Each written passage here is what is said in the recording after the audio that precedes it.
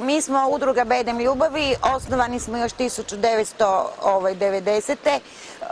Početak traženje mladih vojnika koji su bili u Srbiji, tako smo počeli, poslije se počelo peći kolače, heklat, štrikat, čarape, rukavice za vojsku i ostali smo do dana današnjeg. Evo, bavimo se rukotvorinama, imamo slikare, mi heklamo, tako na štandu smo povodom uskršnjeg sajma.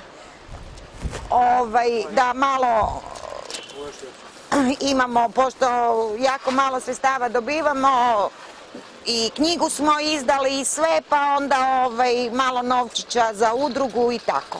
Jel ima ljudi, ima kupaca?